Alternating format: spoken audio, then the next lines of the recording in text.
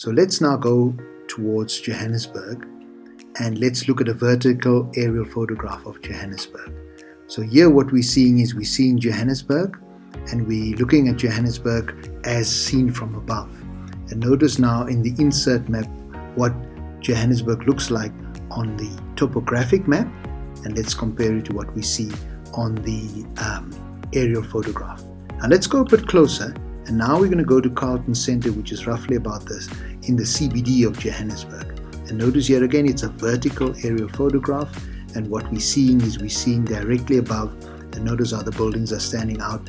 And look here in the insert map how it shows what this looks like on the topographic map. Notice how the shadows can help us to see at what time this photograph was taken. Because the shadows lie towards the southeast, it tells us then that this photograph was taken in the afternoon. Now let's move further out of Johannesburg, and we're going towards the sporting precinct, and that is Ellis Park area. So can you see, there we see Ellis Park and we see the surrounding suburbs. And notice now in the insert map what Ellis Park looks like on the topographic sheet.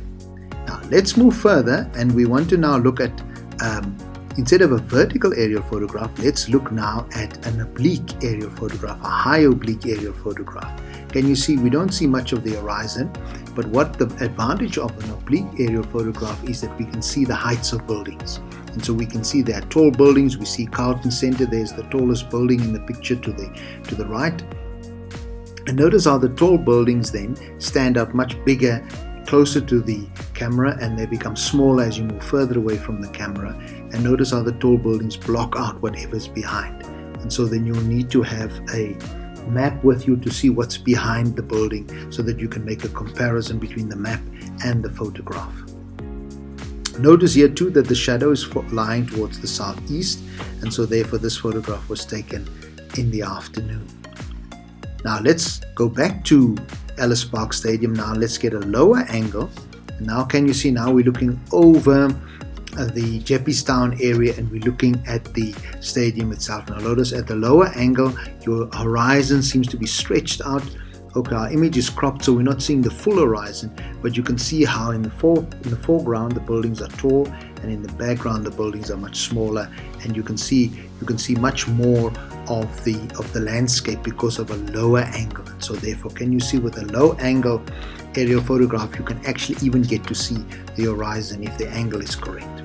Now let's make it even lower, and now we're coming as close as possible to the surface as we can. And notice now how it blocks off. When you make the angle too low, especially when you get tall buildings, it blocks off your view, but yet it helps us to see the height of buildings. And so here we see then, this is how we can look at aerial photographs, and the functionality in Google Earth helps us to see exactly how we can go from a vertical aerial photograph and then move all the way down to an oblique aerial photograph, starting with a high oblique and then ending with a low oblique angle photograph.